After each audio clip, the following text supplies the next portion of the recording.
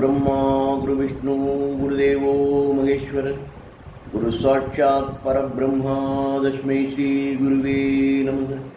वृषध्वजाय विद्महे कृणीहस्ताय धीमहि तन्नो गुरु प्रचोदयात्।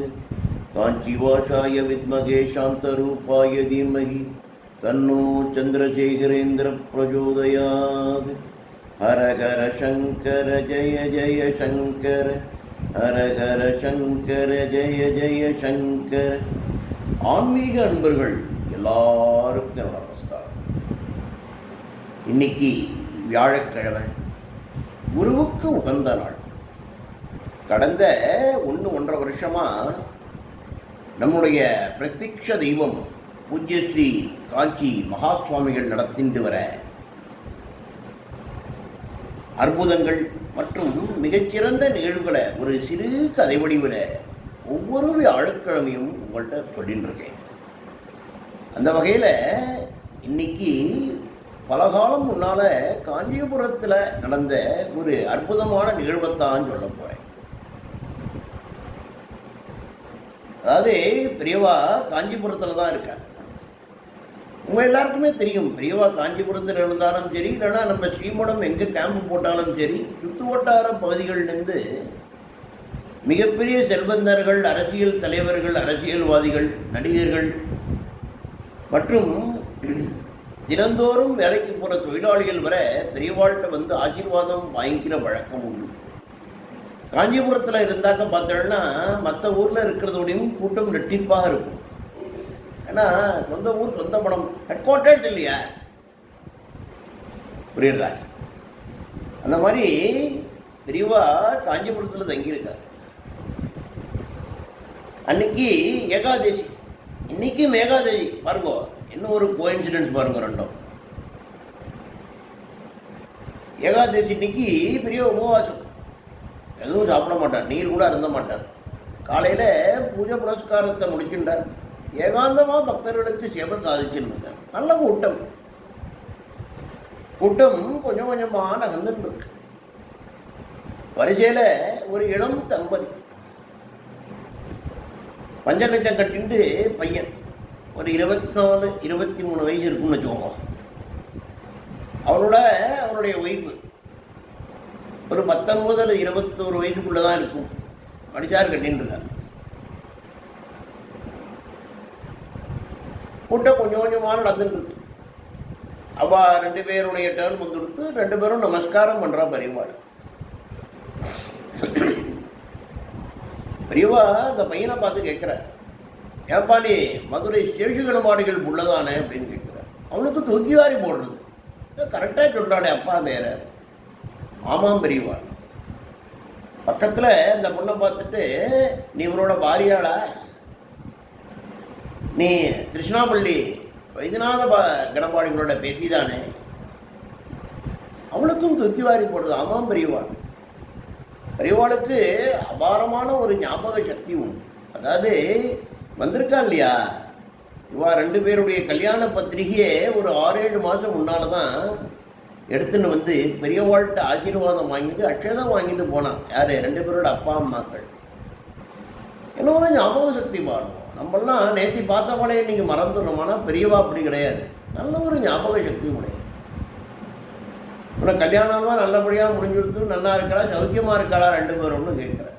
அந்த பையன் சொல்கிறான், ரகு, சௌக்கியமாக இருக்கும் பெரியவா, உங்கள் புண்ணியத்தால் உங்கள் ஆசீர்வாதத்தில் நல்லா இருக்கும், நீ சொல்லுமா அப்படிங்கிறார் பெரியவா. உடனே அந்த பொண்ணு சௌக்கியமாக தான் இருக்கான் பெரியவா அப்படின்னு. 2 பேர் துணிலையும் ஒரு வித்தியாசம் புலப்படுறது பெரியவாளுக்கு. கைங்கரியக்கார சுற்றிவரன் இன்னும் ஒரு மாதிரி பார்த்துட்டு இருக்கா 2 பேரையும். உடனே பெரியவா அந்த பொருட்டை கேட்குறாரு, ஏம்மா அவன் கரெக்டாக சொல்கிறான், நீ வந்து நான் கொஞ்சம் தழுது சொல்கிறியே, அப்படின்னா உண்மையில சௌக்கியமாக இல்லையா, சந்தோஷமாக இல்லையா நீ அப்படிங்கிற. இல்லை பெரியவா சமைக்கணும், நான் ஒன்று சொன்னால் தப்பாக நினைக்க மாட்டேளே அப்படிங்கிறார் அந்த பொண்ணு. பரவாயில்லம்மா சொல்லு. உடனே அந்த பொண்ணு சொல்கிறது, பெரியவா கல்யாணத்துக்கு முன்னால் நான் அக்கம் பக்கத்தோடு இருக்கிறவாளோட க்ஷேத்ராநாடம் கோயில் குளம்லாம் அடிக்கடி போவேன். எனக்கு கோயில் குளம் போகிறது ரொம்ப விருப்பம். ஆனால் இந்த கல்யாணமே ஒரு 7-8 மாதம் ஆகிடுச்சு, எந்த ஒரு க்ஷேத்ராடமும் போகலை. கோயில் குளத்துக்கு கூப்பிட்டாலுமே இவர் சமயத்தில் வராது, சமயத்தில் நீ மட்டும் போயிட்டு வாழின்னு சொல்லிடுறா பெரியவா. என்ன இருந்தாலும் புருஷாலோட போனால் தானே அந்த பலனானது நமக்கு கிடைக்கும் இல்லையா பெரியவா. பெரியவா ஆமோதிக்கிற மாதிரி தெரியல. ஆமாம்மா நீ சொல்கிறது கரெக்டு தான். ஏறவும் நீ இப்படி பண்ணலாமா? அவன் என்ன ஒன்று சினிமா ட்ராமா பீச்சுக்கு கூட்டணும் போனா சொல்கிறா, கோயில் குளத்துக்கு கூட்டணும் போ, சேத்ரானனை கூட்டணும் போதானே சொல்கிறா. ஆஜையா கூப்பிட்றாவா, ஆஜை நீ நிறைவேற்ற வேண்டாமா அப்படிங்கிற உடனே அந்த பையன் சொல்கிறான், பெரியவா உங்களுக்கு தெரியாது ஒன்றும் கிடையாது, என் தோப்பனாருக்கும் வயசாகிடுது, அவர் போயிட்டு வந்த கிரகஸ்தா அந்த வைத்திய காரியங்கள் நான் தான் பார்த்துட்டு இருக்கேன். இப்போ அதை தவிர என்னுடைய கஸ்டமர்ஸ் சில பேர் இருக்கா, அவார்டையும் நான் தான் பார்க்க வேண்டியது. ஸோ ஒவ்வொரு மாதமும் 20-25 நாள் இப்படியே போய்டுறது பெரியவா. அதனால் இவரை சேத்ரானனும் கூட்டணும் போக முடியல அப்படின்னு மனசில் வருத்தம் இருக்குது பெரியவா. நான் என்ன பண்ணுறது? பெரியவா சொல்கிறா கரெக்டு, 2 பேர் சொல்கிறதும் கரெக்டு தான். அவள் கோயில் குளம் போகணும் ஆசைப்படுறதுல தப்பு கிடையாது. அதே மாதிரி சனாதன தர்மத்தை நிலைநாட்டி நம்ம வேதத்தை ரட்சித்து வேதத்தை ஃபர்தராக கொண்டு போகணும் அப்படின்னு நினைக்கிற ஒன்றைனாயும் அந்த தொழிலை விட சொல்ல மாட்டேன். 2 பேருமே கரெக்டாக சொல்கிறாள். ஆனால் என் மனசில் ஒரு உபாயம் தோன்றுறது. சொன்னால் 2 பேரும் ஒத்து போயிடான்னு கேட்குறேன். கண்டிப்பாக ஒத்துப்போம் பெரியவா, நீங்கள் சொன்னால் அது வேத வாக்கு எங்களுக்கு, கண்டிப்பாக நீங்கள் சொல்லுவோம், நாங்கள் ஏற்றுக்குறோம். சுற்றி வேற உள்ள கைங்கரியெல்லாம் பார்க்குறா. பெரியவா என்ன சொல்ல போகிறா, இதுக்கு என்ன தீர்ப்பு கொடுக்க போகிறா அப்படின்னு எல்லாரும் ஆச்சரியமாக பார்த்துட்டு இருக்காங்க. பெரியவா உடனே சொல்கிற அந்த பொண்ணு அலமேலோ பார்த்து, அலமேலோ நீ வெளியில் எங்கேயாவது சேத்ராடானம் போகணும்னு நினச்சேன்னா உங்கள் ஆத்துக்கார ரகு இருக்கான் இல்லையா, ரகுவை கிழக்கு நோக்கி நிற்க சொல்லி நமஸ்காரம் பண்ணு.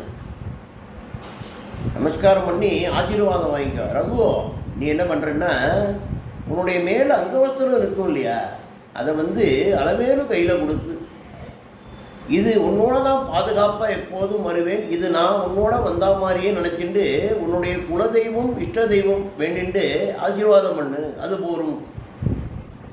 அந்த மாதிரி பண்ணினாலே நீயும் அவனும் சேர்ந்து போய் என்ன பலன் கிடைக்குமோ எல்லா பலன்களும் எந்த ஒரு கோயிலுக்கு போனாலும் கிடைக்கும். இது நான் சொல்லலை, வேதங்களில் சொல்லியிருக்கு, புராணங்களில் சொல்லியிருக்கு. இது நீங்கள் ஒத்துப்பேன்னு நினைக்கிறேன் அப்படிங்கிறா பெரியவா. 2 பேரும் கண்ணீர் மல்கி நான் தழுதலுக்கு ஒத்துக்குறோம் பெரியவா அப்படின்னு சொல்லி நமஸ்காரம் பண்ணிட்டு சந்தோஷமாக வெளியில் போகிறான், மடத்தை விட்டு வெளியில் போகிறான். இந்த கைங்கரியக்காரர்களுக்குலாம் ஒரே ஆச்சரியம், ஒரு சிக்கலான ஒரு விஷயம். அதாவது இந்த பக்கமும் பேச முடியாது, அந்த பக்கம் பேச முடியாதுங்கிற ஒரு நிலையில் வேதங்கள் மற்றும் புராணங்கள்லேருந்து இந்த மாதிரி இருக்குன்னு சொல்லி அவள் 2 பேருமே ஒத்துக்கிற மாதிரி ஒரு நல்ல தீர்ப்பை கொடுத்துருக்கா பெரியவா. அதனால தான் சொன்னேன், பெரியவா சாட்சாத் பரமேஸ்வரன் தான் பெரியவா, பெரியவா தான் பரமேஸ்வரன். இதில் யாருக்கும் எந்த ஒரு ஐயப்பாடுமே நமக்கெல்லாம் இருக்கக்கூடாது. பெரியவாட்ட நம்மளை ஒப்படைச்சிடணும், அவர் பார்த்து பாருங்களாம், புரியுறதா?